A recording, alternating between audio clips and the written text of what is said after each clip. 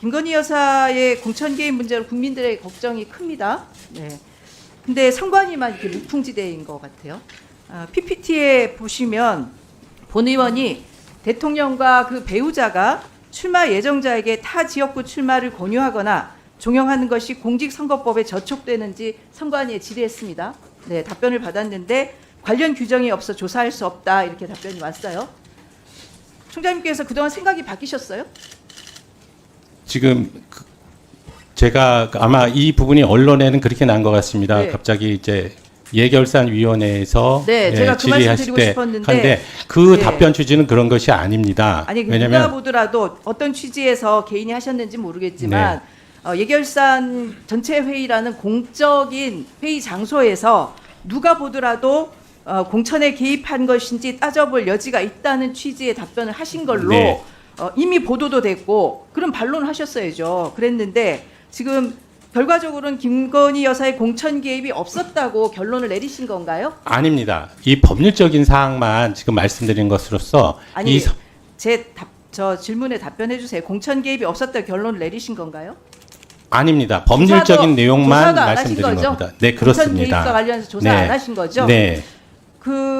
지금 앞서서 김종량 의원께서 좀 편파적인 여론조사 기관이라고 말씀하셔서 그렇긴 한데 김건희 여사 공천 개입 여부에 대해서 여론조사 꽃이 여론조사를 했는데 국민 10명 중에 6명은 김건희 여사가 공천에 개입했을 거라고 답변을 하고 있습니다. 이게 9월 말인데 최근에 여러 폭로가 더 많이 나왔으니까 다시 한다면 국민들 여론조사 그러니까 국민들이 공천 개입에 대해서 했을 거라는 조사가 더 많이 나올 것 같은데요. 그 앞서 우리 인사 말씀에서 국민의 시각에서 일을 하겠다 이렇게 말씀하셨는데 이거는 국민의 시각과는 배치되는 거 아닌가요? 그 질의 내용에 보시다시피 지금 문제는 그 우리나라 그 대통령의 그 배우자 영부인에 대한 지위나 역할, 그다음에 책임이나 의무 등에 대해서 규정한 내용이 말씀하시네요. 없습니다. 네, 똑같이 말씀하시네요. 네. 지금 국민들은 선관위가 김건희 여사 공천 개입 조사를 회피한다고 생각을 합니다. 근데 선관위뿐만은 아니에요. 지금 보시는 것처럼 김건희 여사의 명품백 수수 사건과 관련해서도 검찰이나 수사심의위원회 권익위원회에서 청탁금지법에 처벌할 규정이 없어서 무혐의다 이렇게 답변을 했고 선관위도 마찬가지로 관련된 규정이 없어서 조사할 수 없다 이렇게 답변하는 제가 것은 말씀드린 똑같은 행위를 지금 하시는 거라고 보여지고요. 지금 실제로 김건희 공천 개입과 관련해서는 의혹들이 차고 넘칩니다.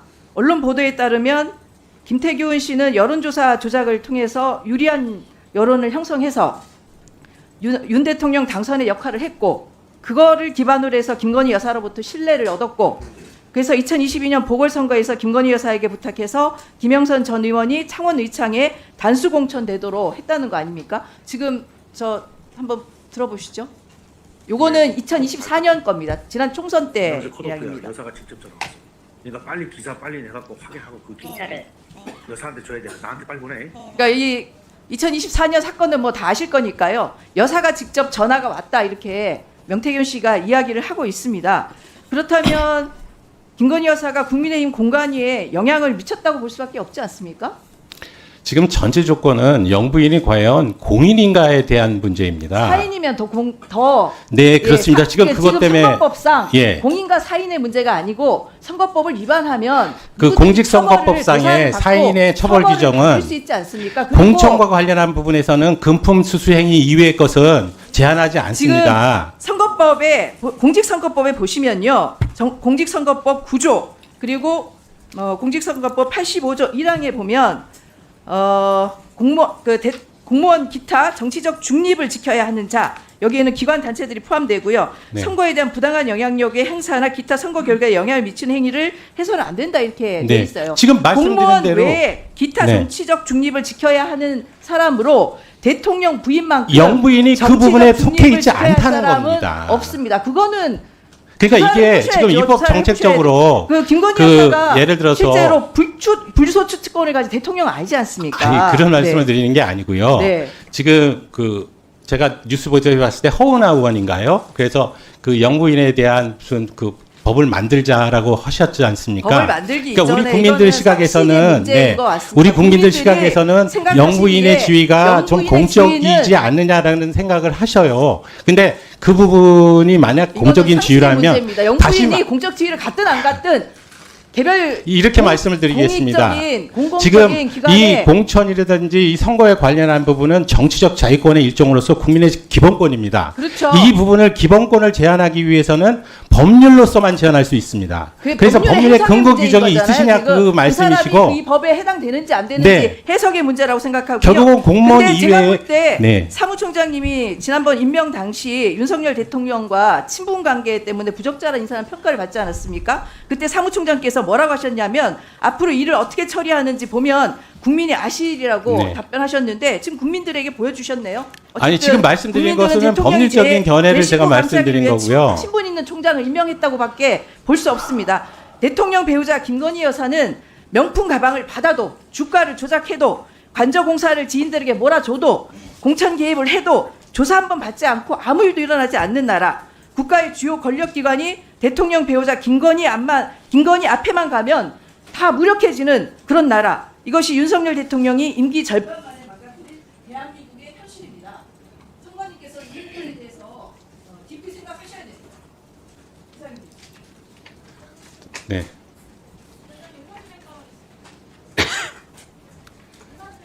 의사진행 발언 간단히 1분 내로 좀 해주시기 바랍니다. 지금 질문 몇 분 안 하셨는데 오늘 계속 아마 선관위 사무총장에게 질의들이 많이 갈 것 같은데요. 의원이 질의하는 중에 계속 오디오가 물리고 말을 서로가, 그러니까 의원의 질의에 네, 대해서 듣지 됐습니다. 않으면서 예. 네, 마무리할 수 있게 해주십시오. 네, 듣지 네. 않으면서 국민들이 이 감사를 들으면서 이 내용을 파악하기가 좀 어려울 것 같습니다. 그래서 네. 그런 부분에 대해서 위원장님께서 좀 조치를 해주시면 좋겠습니다. 네. 우리 총장님, 그 질문이 끝난 다음에 아니면 의원이 질문이 다시 시작되면 답변을 멈추시고 그 질문을 종합해서 답변을 해주시기 바랍니다. 네. 의원님들께서도 또 질문의 취지에 답변의 기회를 주시면서 질문을 계속 진행해 주시기 바랍니다. 네, 죄송합니다. 그렇게 하겠습니다. 네, 다음은 존경하는 정춘생 의원님 질문해 주시기 바랍니다. 네, 조국혁신당 정춘생입니다. 김용민 사무총장님, 네. 김건희 여사에 대해서 잠시 주목해 주시기 바랍니다. 구독자분들에게 특별한 선물을 준비했는데요. 제가 항상 여러분들 때 강조드리는 말씀이 있습니다. 이슈와 뉴스만 꾸준히 챙겨보셔도 충분히 돈을 벌 수 있다고 말씀드리는데요. 여기 보이시는 채널의 영상을 보시면 어떤 생각이 드시나요? 그냥 눈에 보이시는 뉴스와 영상만 보시고 아무 생각이 없으신가요? 그렇다면 저는 잘못된 것이라고 말씀드리고 싶습니다. 그 이유가 무엇이냐면 제가 8월 초에 뭐라고 말씀드렸나요? 지금은 바이오에 관심을 가져야 한다라고 뉴스만 보고 넘기지 마시고 투자를 직접적으로 생각해봐야 한다고 말씀드렸는데요. 이런 썸네일들과 영상을 통해서 충분히 구독자님들께도 전달이 되셨을 겁니다. 이런 바이오 이슈가 되었을 때 부자들은 어떻게 생각할까요? 바이오 관련주는 무엇이 있는지, 어떤 종목이 가장 좋을지, 어디에 투자해야 돈이 몰릴 수 있는지 자연스럽게 생각한다고 말씀드렸습니다. 지난번에 구독자분들과 함께하는 주식으로 수익 내기를 진행했었는데요. 100% 무료로 진행을 했고 이 사진을 보시면 아시겠지만 구독이라는 문자 메시지를 남겨주신 모든 시청자분들께 이렇게 바이오 관련주 중에 가장 급등할 확률이 높은 딱 한 종목을 드렸습니다. 8월 13일에 우정바이오를 추천해 드렸습니다. 여기 나와 있는 사진을 보시면 정확히 얼마에 매수하고 어떤 종목을 사야 하는지, 어느 지점에 팔아야 하는지 이런 부분들까지 여러분들에게 정확히 알려드렸는데요. 실제로 많은 분들께서 수입을 보셨습니다. 오른쪽을 보시면 아시겠지만 8월 13일에 우정바이오를 소개해드리고 나서 실제로 며칠이 지나지 않고 이렇게 주가가 상한가가 되었습니다. 당시에도 굉장히 많은 분들이 제가 드린 이 종목으로 수익을 내셨습니다. 지난번과 똑같이 구독이라는 문자를 보내주시면 이번에 이슈가 되고 있는 주식 중에 앞으로 대장주의 고시를 하면서 주가가 가장 크게 상승할 한 종목을 시청자분들에게 문자로 종목명과 사고자 하는 시점을 모두 알려드리겠습니다. 이 영상을 보시고 계시는 시청자분들 중에 종목이 궁금하다 하시는 분들은 남녀노소 시간대 상관없이 이렇게 상단에 번호를 항상 남겨놓고 있습니다. 전화번호 010-8025-2352 똑같이 무료 급등 주식 문자를 보내드리겠습니다. 돈을 받는 것도 아니고 투자를 대신해 드리는 것도 아니고 부담 없이 구독 문자 보내주시면 되십니다. 수익이 나신다면 구독과 좋아요 한 번씩 부탁드립니다.